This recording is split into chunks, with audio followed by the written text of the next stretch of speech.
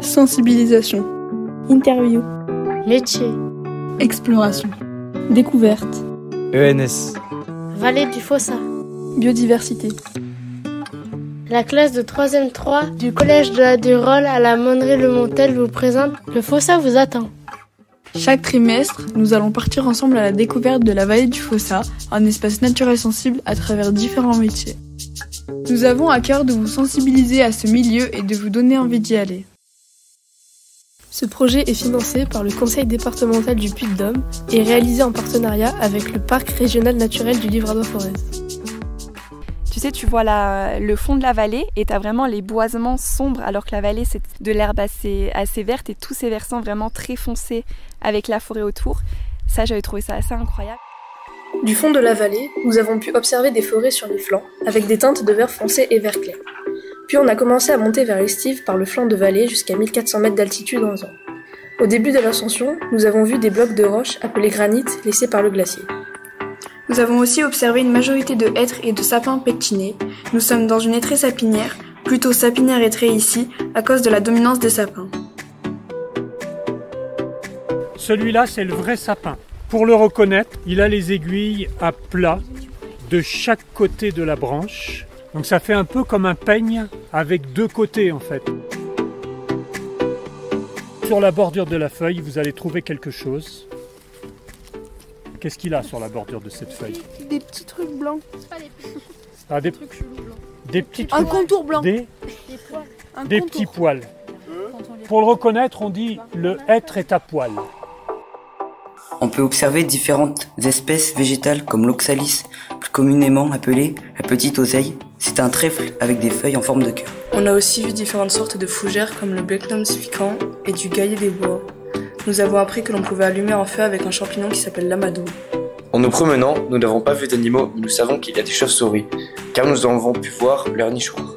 La forêt est également habitée par la chouette de Teigmalm et de nombreux oiseaux comme le merle à plastron et le bec croisé des sapins.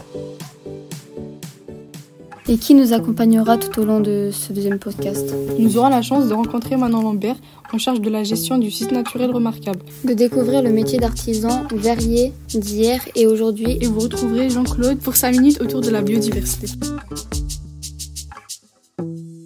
Donc je m'appelle Manon Lambert. En fait, moi, je travaille vraiment sur des sites naturels particuliers. Donc là, il y a la vallée du Fossat, il y en a plein d'autres. Qu'est-ce que c'est qu'un espace naturel sensible? Ouais, un ENS. Alors en fait, les sites qui sont un petit peu particuliers pour la biodiversité, on leur met un nom, on appelle ça un statut. Donc il peut y avoir des réserves naturelles, des espaces naturels sensibles, des parcs nationaux, peut-être c'est des mots que vous avez déjà entendus.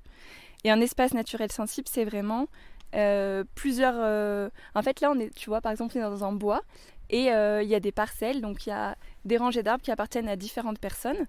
Et là, elles ont été d'accord pour intégrer toutes ces parcelles dans un espace naturel sensible. Donc c'est le département. Ici, c'est une ancienne vallée glaciaire. Jean-Claude, il vous a expliqué, il y a plein d'espèces particulières. Donc en fait, il y a vraiment un intérêt à protéger cet endroit. Et en fait, tout le monde s'est mis d'accord pour dire, ici, on va créer un espace naturel sensible.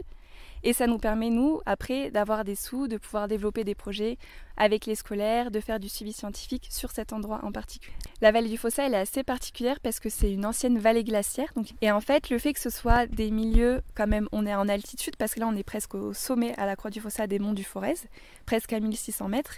On a un climat montagnard, c'est assez fermé, donc ça garde la neige plus longtemps. Et on a des espèces assez montagnardes, assez rares, qui sont présentes spécifiquement sur cette vallée. C'est pour ça qu'on a créé un ENS ici. Et quelles sont les principales menaces qui pèsent sur le Fossat? La façon dont on gère, dont on coupe les bois, on peut venir couper des secteurs qui sont très intéressants aussi parce qu'on a de la forêt ancienne. Donc il y a à la fois des menaces, on va dire plutôt climatiques, et aussi au niveau de l'action des hommes sur la vallée. Mais il faudrait faire quoi pour éviter cela? Par rapport à l'agriculture, à la forêt, justement grâce à l'ENS, on peut proposer de nouvelles pratiques, d'expliquer aux propriétaires qui ont des bois pourquoi est-ce que c'est intéressant de venir couper certains bois et pas d'autres. Mais ça nous permet d'essayer d'améliorer les choses. Merci. Et pourquoi est-il important pour le parc de nous sensibiliser? Eh bien parce que souvent, si on n'explique pas aux gens ce qu'on fait, en fait ils comprennent pas trop. Ils se demandent pourquoi il y a un ENS, pourquoi est-ce qu'on leur dit qu'il ne faut pas venir couper certains bois, pourquoi est-ce qu'on veut couper de la forêt et recréer des prairies à certains endroits. Et en fait, nous, on s'est rendu compte que pour que ça essaime, pour que ça sorte de l'ENS, qu'on en parle plus largement, c'est intéressant de faire venir des jeunes notamment, parce que vous allez en parler entre vous à l'école, vous pouvez en parler à vos parents, et donc comme ça, tu vois, ça nous permet de mieux faire connaître et comprendre pourquoi est-ce qu'on fait ça ici, et quel est l'intérêt un peu de préserver la biodiversité. Merci Manon Lambert d'avoir pris le temps de répondre à nos questions. On va aller voir. Il manque une dernière chose, mais on va aller voir. Et on va aller juste se rapprocher, on va descendre, on va aller voir la verrerie. Dans la forêt, on observe un amas de pierres, vestige d'un ancien bâtiment. En fouillant à proximité de cette ruine, on peut observer au sol des restes de charbon et des morceaux de verre. Cette ruine est entourée d'arbres, des hêtres et aussi de fougères. On entend le bruit d'une rivière pas loin, le vertolail qui s'écoule sur la roche constituant le sol, le granit qui se trouve tout autour de nous. Cette ruine est une ancienne verrerie. On apprend alors que des familles de verriers s'étaient installées dans la vallée entre le XIVe et le XVIIIe siècle. Nous sommes allés au lycée Jean Monnet à Moulins. C'est un lycée professionnel avec spécialité verrerie. Nous avons fait cette sortie pour accompagner notre projet sur le Fossa, car il y avait une verrerie avant. Dans ce lycée, on a appris la différence entre la sculpture sur verre, qui consiste à faire des sculptures dans le verre, et le sablage, qui consiste à projeter du sable sur le verre pour le rendre granuleux. Nous avons vu aussi un souffleur de verre. On a moyen de mettre les produits dans le four, de le cueillir, de le souffler, de le transformer. Imaginez-vous autrefois dans la vallée du Fossa.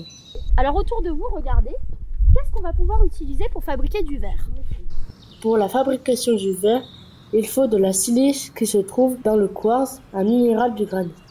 Pour obtenir du verre à partir de la silice, il faut le faire fondre à une très grande température de 1730 degrés, dans des fours alimentés au charbon de bois de hêtre. On en verra tout à l'heure des zones où il y a du charbon, et le charbon, c'est un haut pouvoir calorifique, et on alimentait les fours pour faire le verre grâce à ce charbon.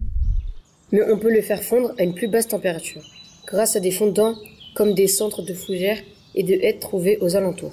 Grâce à ces fondants, la silice fond à 1400 degrés, donc les verriers faisaient des économies d'énergie. Ainsi se fabriquaient des objets en verre dans la vallée du Fossa.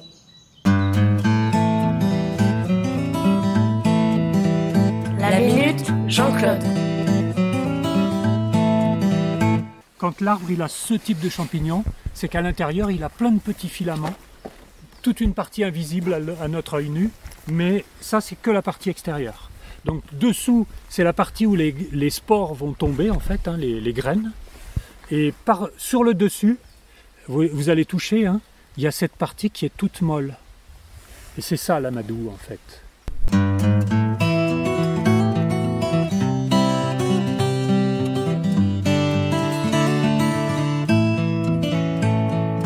Je voulais parler de cette fougère, qui est aussi une forestière, qui est assez particulière, qui va faire une petite touffe. Et en été, au milieu, elle va faire une partie inflorescence. C'est le blechnum en épi. Et quand on trouve beaucoup de plantes, comme le sapin, le hêtre, le blechnum, la plante herbacée qui est derrière vous, qui est, voilà, celle-là, qui est une prénante pourpre, déjà là, on a 4 indicateurs de forêt ancienne.